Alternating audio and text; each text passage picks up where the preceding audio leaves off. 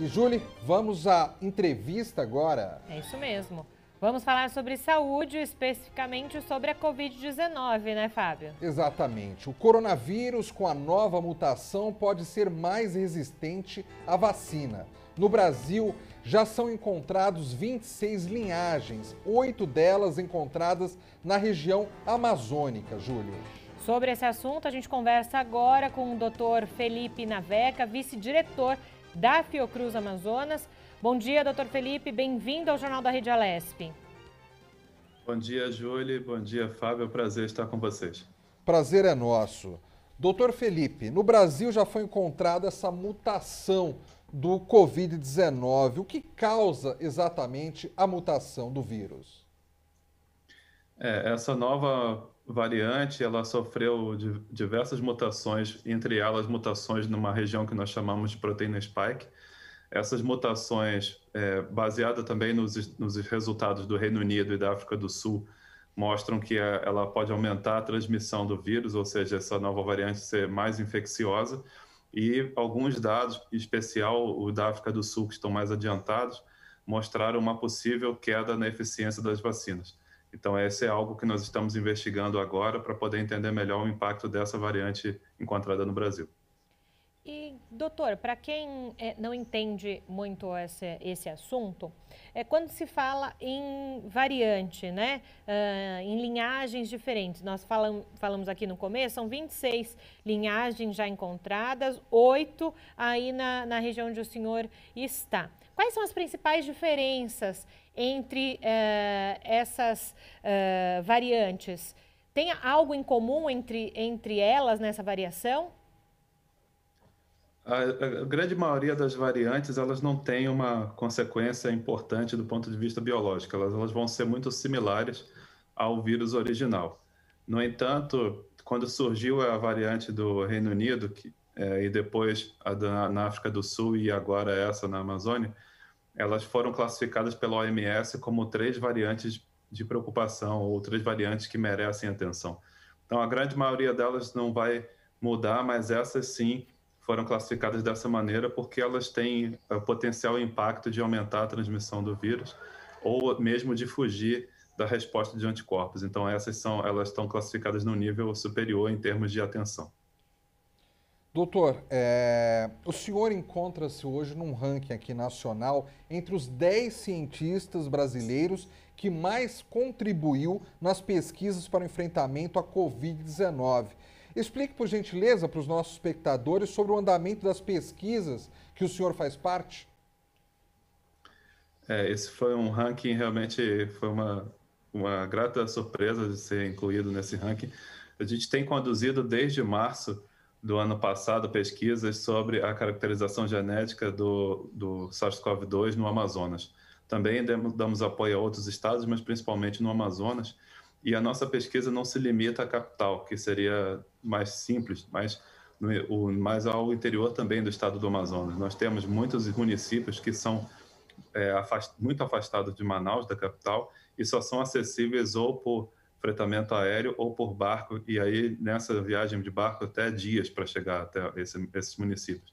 Então nós temos feito essa caracterização, a gente tem hoje 250 genomas sequenciados de alta qualidade de 25 municípios, e nós conseguimos mostrar que o vírus não entrou no Amazonas só pela capital, mas entrou também pela fronteira com a Colômbia e o Peru, e tiveram outras entradas independentes da capital. Então isso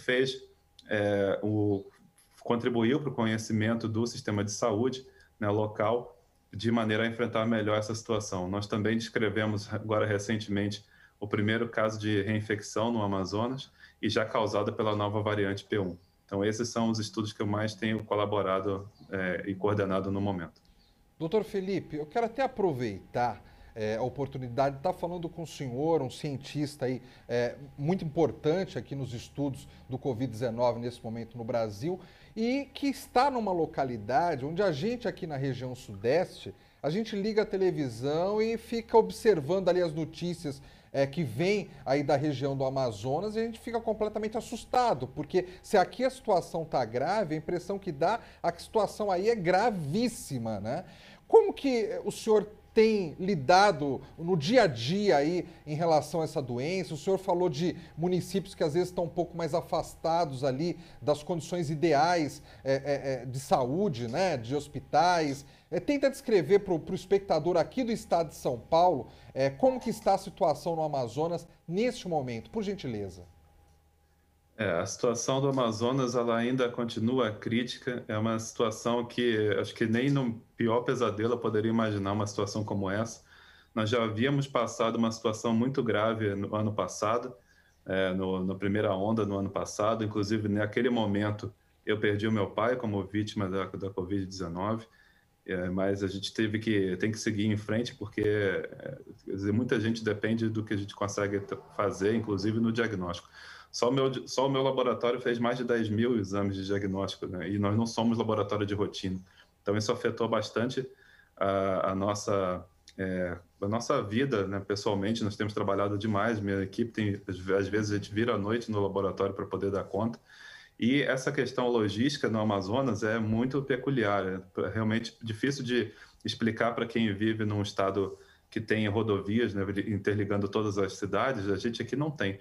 E muitas vezes esses regimes são afetados por conta das chuvas, né? Então os rios enchem ou secam e aí algumas cidades ficam até difícil de você chegar até elas. Então nós temos pouquíssimas cidades ligadas por rodovia, somente aquelas da região metropolitana de Manaus. A grande maioria vai ser interligada pelos rios e algumas têm voo normal, né? Quer dizer, voo frequente. Outras a gente tem que trabalhar com táxi aéreo. Então, para muitas dessas cidades, a gente só conseguiu acessar com a ajuda de parceiros, como, por exemplo, o Greenpeace, que colocou vários voos à nossa disposição, voos fretados à nossa disposição, e assim a gente conseguiu levar tanto o diagnóstico para comunidades remotas, inclusive comunidades indígenas e ribeirinhas, e como também conseguimos caracterizar as amostras que circulam nessa cidade. Então, é uma realidade bastante diferente, e também o colapso de saúde se deve ao fato de que só em Manaus existe UTI. Então, uma pessoa que faz uma forma grave da Covid e precisa de cuidados de UTI, ela tem que ser removida para Manaus ou por o que a gente chama de ambulância, que são barcos ambulância, ou por remoção aérea, né, frete aéreo. Então, imagina o impacto que é isso na logística. E agora, a gente nunca imaginava viver uma situação como essa, quando até o oxigênio falta, porque a gente chegou realmente no fundo do poço. E agora o meu medo é que a situação que começa, daqui a pouco ela vai começar a reduzir em Manaus, mas o meu medo é afetar o interior do estado. Doutor Felipe, primeiro nós da Rede Alesp nos solidarizamos a você que perdeu seu pai e também a todos os profissionais e a todos que estão no Amazonas justamente passando por esse momento, porque esse raio-x que o senhor nos trouxe agora é totalmente diferente do que a gente vive aqui no Sudeste, né? É muito peculiar, as pessoas não conhecem realmente o Brasil, né? E o senhor trouxe aqui muito pontual esse raio-x das questões de usar lanchas, né, com ajuda humanitária nesse momento, né? Então, fica a nossa solidariedade aqui da Rede Alesp com vocês aí do Amazonas. E justamente muito se falou e chegou aqui também para a gente no Sudeste, falando que talvez esse caos no sistema de saúde, também esse número grande de infecção e mortes por aí, se deveria também a essas mutações. Gostaria que o senhor explicasse para quem não conhece muito dessas questões, foi isso também que ajudou essa crise nesse momento aí no Amazonas? Júlia, nós acreditamos que foi também, mas não o único fator. Por que eu digo isso? Porque desde setembro, outubro, nós já vimos observando um aumento, claro que nada perto do que está acontecendo hoje, de casos. Então, diferentemente do ano passado, nós não saímos do zero para um pico, nós saímos de algo que já estava em andamento. Então, isso acelerou essa curva de crescimento do número de casos. Depois disso, já setembro, outubro. Depois nós vimos um aumento também pós-eleições e depois, no final de novembro, a partir da segunda quinzena de novembro, começa o que a gente chama de inverno amazônico. Nunca tem frio na região amazônica, mas aumenta muito as chuvas. Então, nesse período, nós já temos historicamente um aumento do número de casos de vírus respiratórios. Então, influenza, vírus sincicial respiratório, adenovírus, eles aumentam os casos nesse período. Então, por conta disso, nós, na vigilância, já sabíamos que isso ia ser mais uma variável que iria impactar o sistema. E aí, para mim, chega o que talvez seja o ponto principal, junto com a nova variante, que foram as festas de final de ano. Nós vimos praticamente um abandono das medidas de distanciamento, de utilização de máscaras nesse período. Assim, foi nítido de perceber isso nas ruas, andar pelas ruas e você ver as pessoas vivendo uma vida como se ela estivesse normal. E aí isso já nos assustava bastante, já prevendo que nós teríamos um impacto no começo de janeiro, nas primeiras semanas de janeiro. E aí e ainda piora quando nós temos a detecção, que foi primeiramente pelos pesquisadores do Japão, que encontraram casos que saíram daqui, mas 2 dias depois nós tínhamos já um experimento agendado e nós encontramos o mesmo resultado e também um primeiro caso de reinfecção. Quer dizer, então a gente viveu uma situação onde vários fatores contribuíram, mas eu acredito sim que a nova variante ela emerge dessa situação de circulação descontrolada do vírus e ela agora alimenta uma situação que acabando formando um ciclo, né? Quer dizer, agora essa nova variante também vem causar mais pressão sobre um sistema de saúde fragilizado. Doutor Felipe, o senhor comentou algumas coisas aí que eu quero destacar. O senhor falou que só existe UTI na capital, Manaus. Então, qualquer paciente em estado grave que estiver numa outra cidade tem que ir para Manaus ou não terá um atendimento de UTI. Me corrija se eu estiver errado. O senhor falou também que muitos dos municípios aí não têm interligação por meio de estradas. Então, para você sair às vezes de um município e ir para outro ou ir para a capital, você precisa pegar um barco. Diante de um quadro desse, assim, de dificuldade, o senhor lembrou também das comunidades indígenas. E aí eu queria particularizar nelas, queria fazer o questionamento em relação a elas.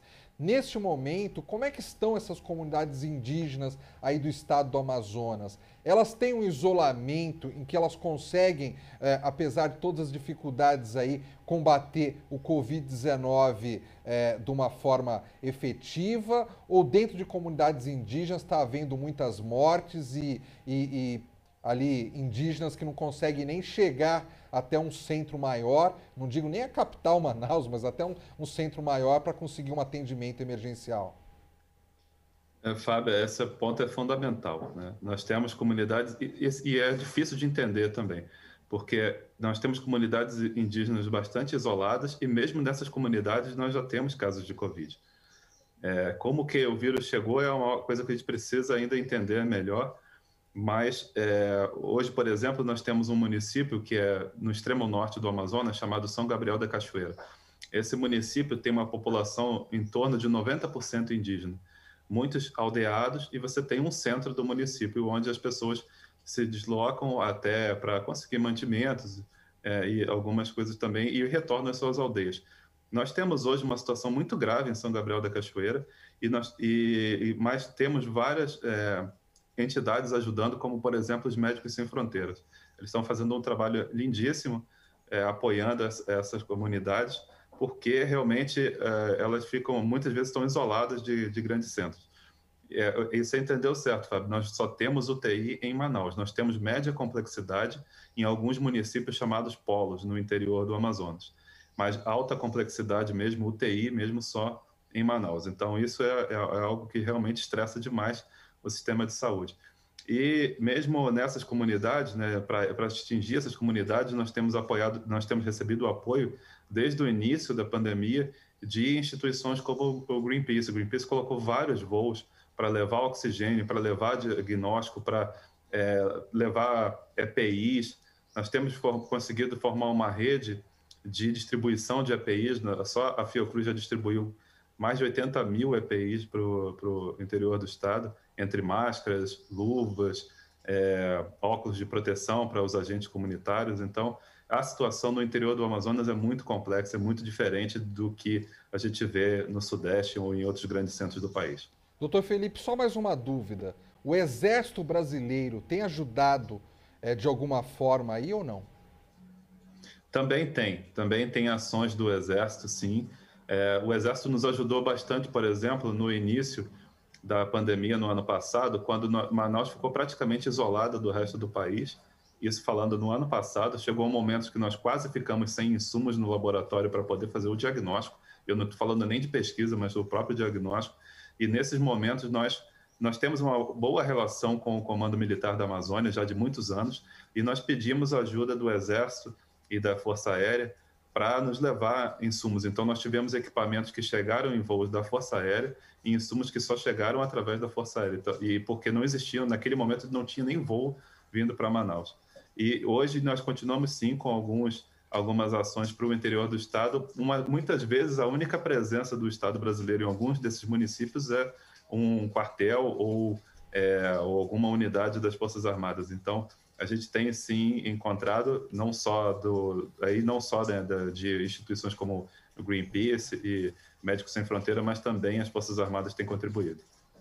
Perfeito. Doutor Felipe Naveca, agradeço a contribuição do senhor aqui no Jornal da Rede Alesp, contando de uma realidade muito particular, que é a região aí em que o senhor vive. Então, bom trabalho para o senhor e para os seus comandados aí.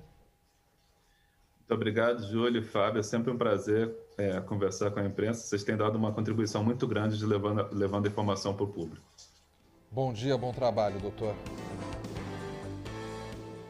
Esse assunto é até uma visão diferente da que a gente costuma ter aqui na região sudeste, né? Então, Totalmente quando tem um profissional da área da saúde lá explicando o que está acontecendo, é ainda mais forte do que o que a gente vê na TV. É isso. Porque a gente vê na TV é normalmente focado em Manaus, na capital. E ele fala dos municípios, ele fala de povoados, ele fala do interior do estado.